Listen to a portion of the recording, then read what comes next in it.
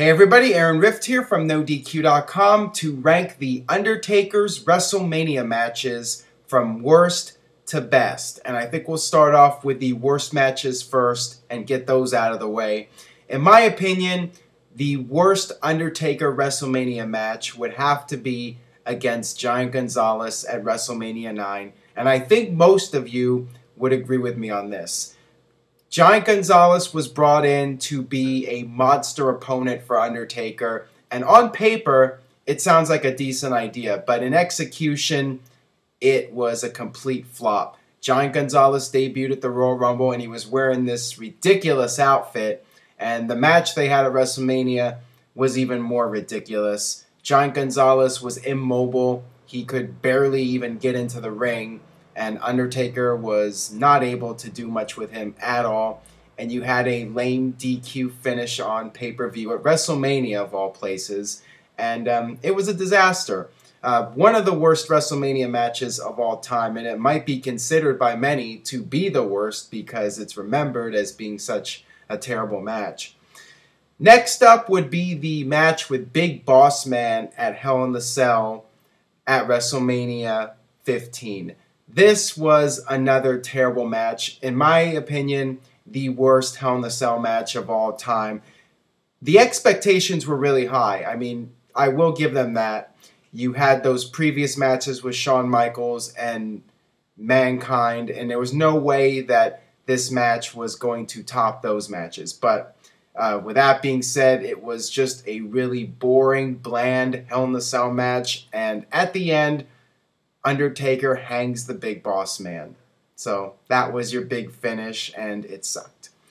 Next up would be a series of matches that were largely forgettable. First, you had King Kong Bundy versus Undertaker at WrestleMania 11, and it was just another situation where WWE had Undertaker against this giant monster opponent. But once again, like the Giant Gonzalez match, it sucked. The guys did not work well together, and it was very slow and very boring. Next up, we have Jimmy Snuka versus Undertaker, which was the start of the Undertaker streak. Nothing really wrong with this match, but it was just very average on a major pay-per-view. And, if it wasn't the first Undertaker match where he began the streak, nobody would even remember this one. Next up, Big Show and A-Train at WrestleMania 19. Another match where you have these big monsters going up against The Undertaker, and once again, very forgettable. And, on a pay-per-view where you had a lot of classic matches, this one was easily forgettable. And by this point, Undertaker's streak was starting to mean something, and it just felt like a total waste of The Undertaker at WrestleMania. Undertaker versus Sid at WrestleMania 13. The one redeeming quality for this one is that it was Undertaker winning the WWE title in the main event at WrestleMania, so that was a big deal. But besides that, the match was garbage. It was terrible, and it had to follow Bret Hart versus Steve Austin, and there was just no way they were going to be able to even come close to the level of that previous match. So, yeah, it was in a very bad spot. I will give them that, but wasn't good at all. Undertaker versus Jake Roberts at WrestleMania 8. This could have been a classic WrestleMania match, but unfortunately it was at the end of Jake Roberts' run in WWE, and it was essentially a squash match. I mean, Undertaker beat him relatively quickly, and he, made short work of Jake Roberts. I would have liked to have seen a more back and forth match, but that was when Jake Roberts was ending his run in WWE, and they just had him job out to Undertaker real quick. So I mean, it was a big letdown. It could have been so much more. Undertaker versus Mark Henry at WrestleMania 22. This was a casket match, and once again, like the Big Show and A-Train match, it was really underwhelming. Undertaker's streak was really starting to mean something by this point, and you put in a guy who fans just don't believe can end the streak, and that was the situation here. It was very predictable, and once again, Undertaker versus the Big Monster. Not a very good match, and one of the. It wasn't terrible, but it was far from the best Undertaker matches. So it's somewhere in the middle, and we're starting to get to the middle quality matches at this point. Undertaker versus Diesel at WrestleMania 12. This was one of the better Undertaker versus Big Monster matches. It wasn't great or anything. It wasn't one of the best Undertaker matches, but there was nothing really wrong with this match. I did like the finish with Undertaker beating Diesel, and then they showed Diesel just laid out right in the center of the ring, and they pan out, do that wide shot. I thought that was really cool, but besides that, it was pretty much a forgettable WrestleMania match. The second Undertaker versus Kane match in 2004.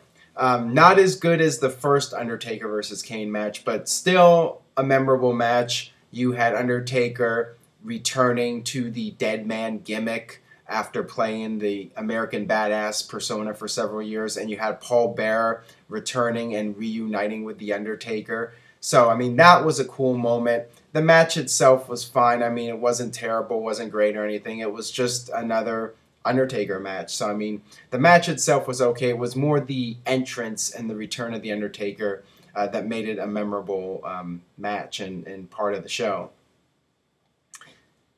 All right, next up we have the third Undertaker versus Triple H match at WrestleMania 28. This was the Hell in a Cell, end of an era. I always thought that this was a very overrated WrestleMania match. I know a lot of people think highly of it. For a Hell in a Cell match, I thought it was a huge letdown. Granted, it is the PG era, and there's only so much they could do, but I just felt that their other encounters were better matches. I felt that they didn't really do anything inside the Hell in a Cell. It's like the Hell in a Cell really served no purpose other than just for show. And, you had Shawn Michaels as the referee, and, I didn't really enjoy it all that much. I didn't buy into the idea that Triple H would end the streak. And, the best thing about this was the end, when you had all three guys up on the stage and they embraced. I thought that was a really cool moment, and that was better than the match itself, in my opinion. Next up, the first Undertaker versus Kane match at WrestleMania 14. The build-up for this was tremendous. They spent almost a year building towards this match. The storyline with Paul Bearer and The Undertaker, and it being revealed that Undertaker had a brother who died in the fire, or his parents died in the fire, and Kane survived the fire and was burned. I really liked the storyline and how they introduced Kane at the Bad Blood pay-per-view, and just the storyline build up to the match, the mind games with Undertaker and Kane, and the match itself was probably the best big man match with Undertaker against the big monster opponent. They did some interesting things in that match. Undertaker took a few crazy risks, and Kane kicked out of the, I think he kicked out of the tombstone. I know Undertaker had to hit something like 2 or 3 tombstones to beat him. So, it was, one of the better Undertaker matches, probably the best Undertaker match of the 1990s. And as I'm looking here at the list, yeah, I would say that it was the best of the 90s Undertaker matches. Undertaker versus Ric Flair in 2002 at WrestleMania 18. Really good match, considering the fact that Ric Flair was past his prime at this point. Him and Undertaker had a really strong match, and they had blood. They had Arn Anderson get involved in hitting the spine buster for the near fall. This was a fun match, and the big superplex with Undertaker and Ric Flair. This was about as good a match as you could hope with these two at their ages. And I really enjoyed this one. I didn't think Ric Flair would beat Undertaker, but I still think that it was a solid performance from both guys. Next up, the first Undertaker versus Triple H match from WrestleMania 17, the year before the Ric Flair match. This was a really good match. They brawled all over the place. They were fighting in the crowd. And, it was really strong work from both guys, and this is where I feel the Undertaker matches really started to get above average, and this is where the streak really started to mean something, I think, with this match. By this point, people were starting to take notice to the Undertaker being undefeated at WrestleMania. Next up, we have Undertaker versus Edge from WrestleMania 24. This match, I think, is a little bit overrated. I still think it's a very good match, and it was the final match of the pay-per-view. But I didn't really believe Edge could end the Undertaker's streak, and I didn't really feel it all that much during the match. But with that being said, Edge and Undertaker worked really well together, and I just thought it was definitely an above-average match, and it was very good. So, no real complaints about it other than the fact that I just didn't buy into Edge as a credible enough force to face The Undertaker at that stage of the game. Undertaker versus CM Punk from WrestleMania 29. I really enjoyed this match. Easily the best match of WrestleMania 29 in my opinion. And once again, didn't really buy into CM Punk being the guy to end the streak. But, both guys really had a lot of chemistry together, and very, very strong match, and it stole the show, so what else can you say? Undertaker versus Randy Orton from WrestleMania 21. I was there in person for this match, and in my opinion, this is the most underrated Undertaker WrestleMania match. At the time, I really felt Randy Orton could end the streak, and the way that they were building up Randy Orton as the future of the company, it certainly was plausible that he could be the one to beat Undertaker. And the fans in the arena really bought into it as well. And there was a point where Bob Orton came out and got involved, and the fans thought that that was it. They thought that that was the finish. And, people were on the edge of their seats for this one. So, I mean, this was a really good match between these two. And, I would be fine with another Undertaker-Randy Orton match at some point. Now that both guys are older and more experienced, I think that they would have another WrestleMania Classic.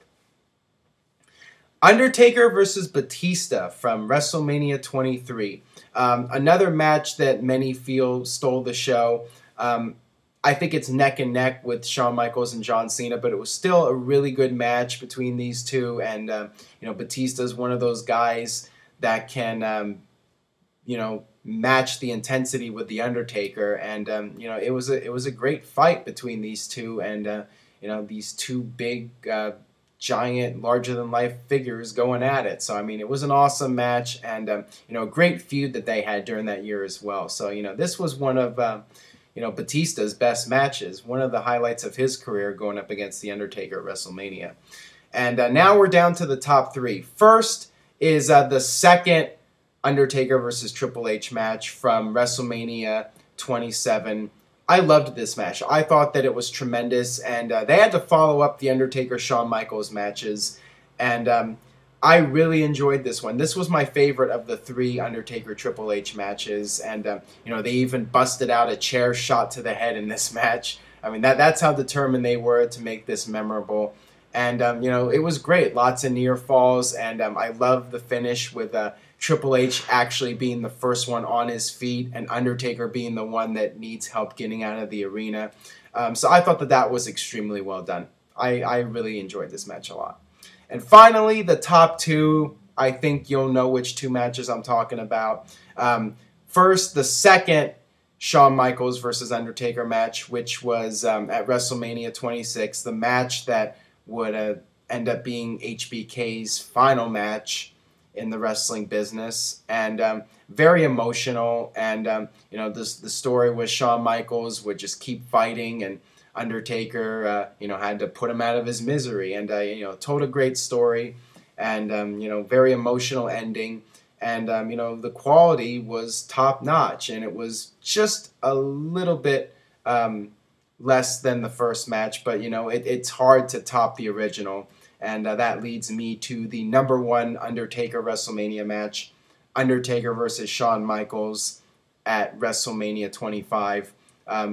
Possibly the best WrestleMania match of all time. Certainly, many people would argue that it was the greatest WrestleMania match of all time, and just, in my opinion, a perfect match. You know, you had the streak on the line, but besides that, you had no gimmicks, just two guys going in there and wrestling and telling a great story, and the crowd was into it, and everything they did was flawless. So one of my all-time favorite matches, no doubt.